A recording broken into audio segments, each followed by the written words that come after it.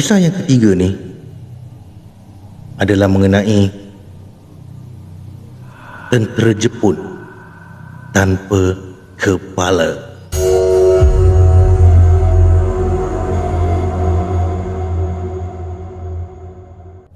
Kalau anda ke Kuala Kubu Baru, Selangor, saya cadangkan anda bermalam di sebuah banglo lama yang terdapat di situ. Cubalah rasai pengalaman misteri yang dikatakan sering berlaku di situ. Mungkin anda akan melihat apa yang akan saya ceritakan kali ini.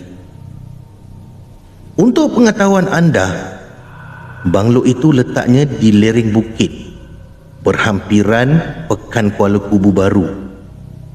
Suatu ketika dulu, ia dijadikan rumah tumpangan untuk pegawai-pegawai kerajaan dan dijaga oleh seorang pengawal keselamatan, Abdul Razak Musa.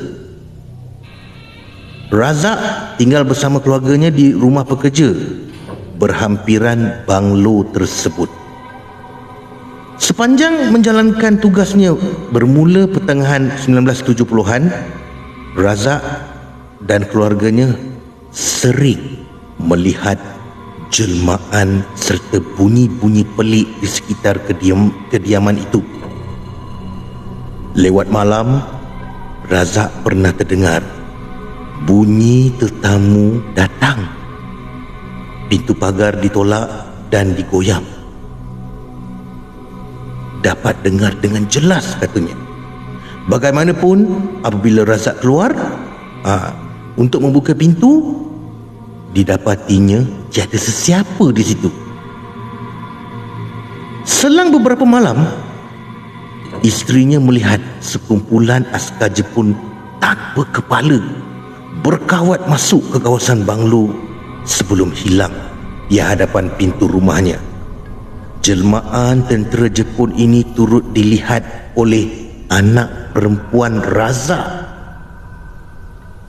Pada waktu lain, mereka terdengar bunyi sekumpulan tentera berkawat, kelibat-kelibat hitam mundar-mandir dan lampu di dalam banglo tersebut terbuka serta tertutup dengan sendiri. Bunyi pintu dibuka dan ditutup juga sering didengar.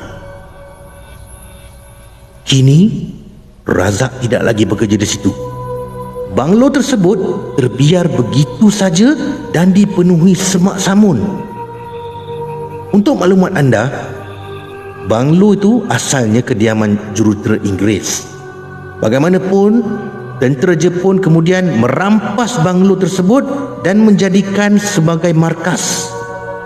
Pelbagai penyiksaan dan peristiwa ngeri berlaku di dalam banglo berkenaan.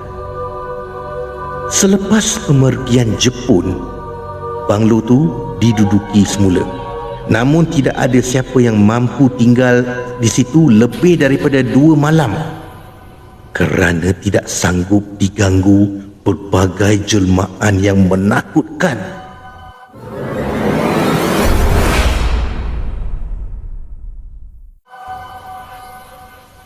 Kisah banglo terbiar ni pernah disiarkan oleh majalah Infinity, terbitan utusan karya Sdn Bhd pada Ogos 2009. Maaf ya. Seorang kenalan bernama Azri pernah bercerita kepada saya sebuah kisah misteri. Katanya kejadian itu berlaku ketika dia masih di sekolah rendah. Menurut Azri, semasa cuti sekolah, dia tinggal di banglo bapa saudaranya di utara tanah air. Banglo tu merupakan bekas kediaman pegawai Inggeris pada zaman penjajahan dulu. Satu malam, Azri berbaring sendirian di ruang tamu banglo tersebut sekitar pukul 12 malam. Azri tiba-tiba terdengar bunyi seperti orang memasak dekat dapur, bunyi orang menggoreng, bunyi orang buat air dalam teko, pinggan, mangkuk disusun dan dicuci. Kedengaran jelas. Anehnya, dapur banglo tu gelap gelita. Tidak lama kemudian, bayangan seseorang berpakaian kemas serta membawa beg bimbit melangkah turun dari bilik di tingkat atas menuju ke bawah. Bayangan tu pergi ke pintu depan dan berhenti di situ. Tidak lama kemudian, muncul seorang wanita dari arah dapur. Mereka berbual sesuatu sebelum lelaki itu keluar menebusi pintu depan yang tertutup rapat. Bunyi enjin kereta kedengaran dan kemudian keluar dari halaman rumah. Sepanjang peristiwa itu, Azri hanya mematikan diri di atas sofa. Badannya menggigil kerana dia tahu itu bukan manusia. Apabila Azri menceritakan apa yang berlaku, bapa saudaranya hanya tersenyum dan berkata, sebenarnya lebih pelik daripada itu pun telah disaksikannya. Sebagai wartawan, kes-kes sebegini dah sering saya dengar. Lebih-lebih lagi di rumah yang terbiar kosong selepas kematian pemiliknya. Di rumah yang pemiliknya membunuh diri atau dibunuh, situasinya lebih menggerunkan. Ada orang yang melihat si mati mundar-mandir di dalam rumah.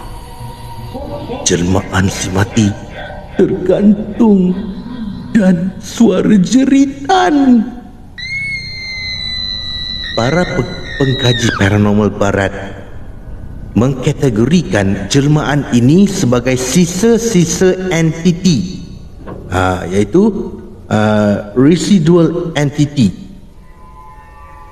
Sisa entiti ini bermaksud jelmaan seseorang yang sering dilihat di suatu premis, seringkali berwarna hitam, separuh telus, berkabus serta berasap.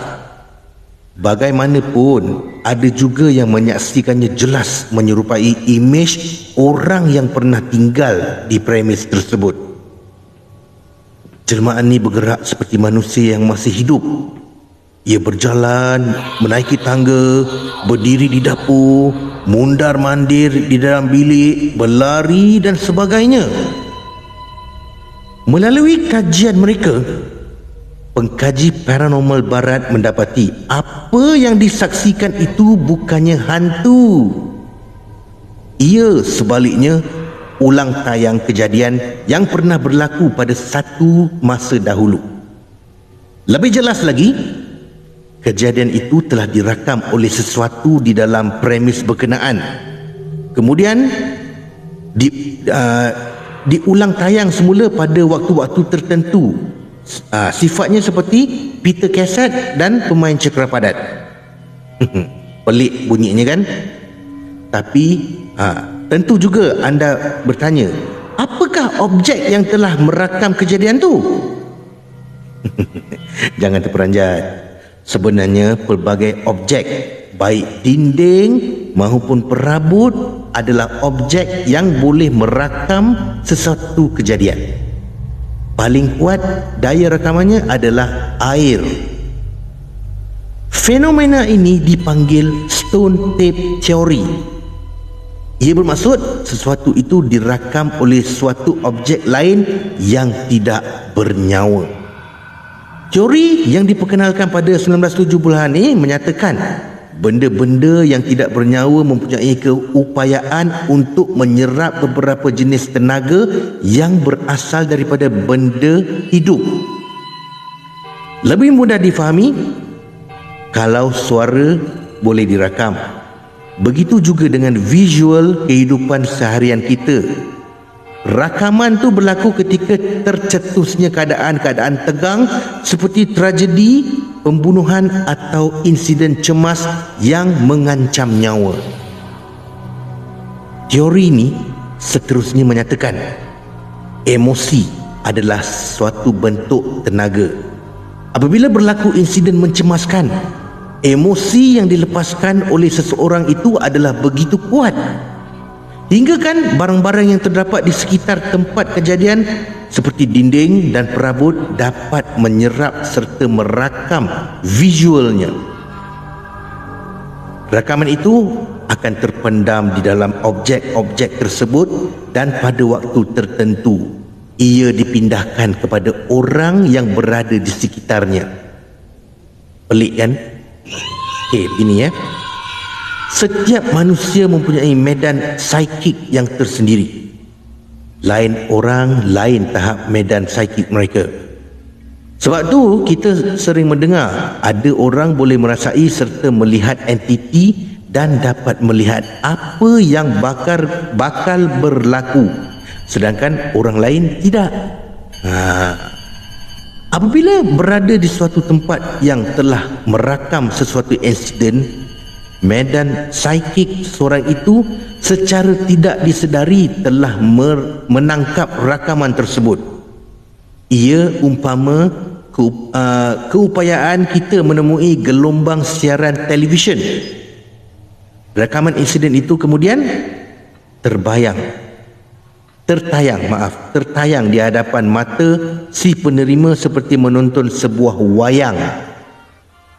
Oleh kerana itu, ada insiden yang rakamannya tidak dapat dilihat kerana cepat hilang, sedangkan ada insiden yang rakamannya mampu bertahan bertahun-tahun lamanya.